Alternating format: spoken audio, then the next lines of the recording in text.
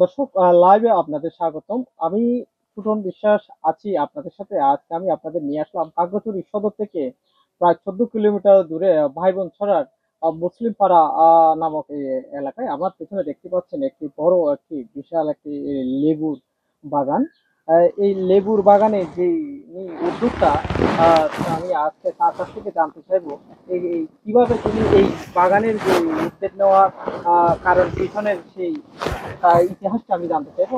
একটু আমি ভাইকে বলবো একটু, আপনার এই কেন বা আপনি এই লেবু বাগান করার চিন্তা আসলো কিভাবে আপনার মাথায়, যদি বিষয়টা যদি বলতেন। আমার মাথায় চিন্তা আসছে যে কারণ আমি এখানে পেঁপে বাগান করেছি, তারপরে বিভিন্ন বাগান করেছি, অভিজ্ঞতা নিয়েছিলাম আর কি, কোন গাছটা দীর্ঘস্থায়ী ফল দেয়, কোন গাছটা এই রোগ প্রতিরোধ ক্ষমতা বেশি বা এরকম।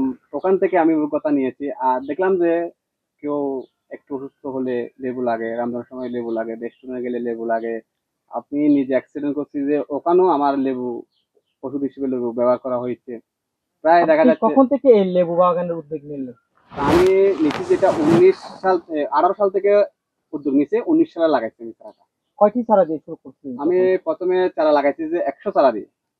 আর বর্তমানে আপনার চারার সংখ্যা কত, জায়গার সংখ্যা কত? এখন বর্তমানে চারার সংখ্যা হলো যে আপনার 580টা, জায়গা হলো যে আপনার পাঁচখানি, পাঁচ আড়াই একর একর।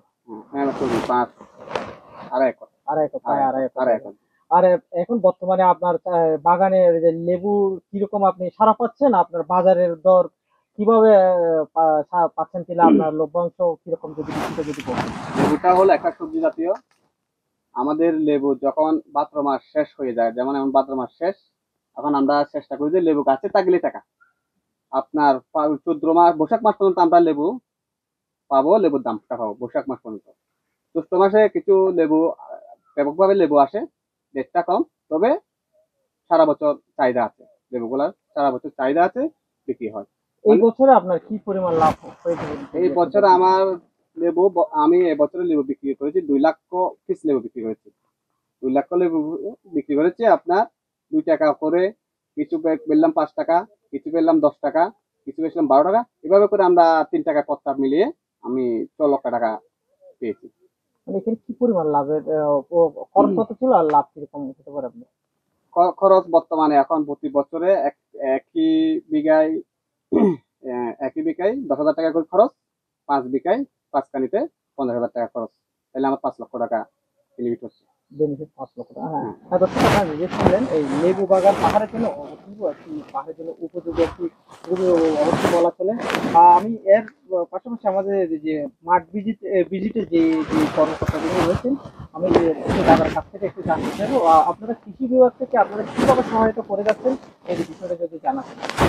আর পাহাড়ের জন্য এই লেবু চাষ কতটা উপযোগী? প্রথমে আমরা তাকে যে চাষ শুরু করছে, এরপরে বছর বোধহয় আমরা তাকে একটা এই পরিচর্যা হিসাবে আমরা তাকে একটা প্রদর্শনী দিয়েছিলাম। তখন কিন্তু আমরা দিয়েছি কীটনাশক, সার এবং এই ছত্রাকনাশক।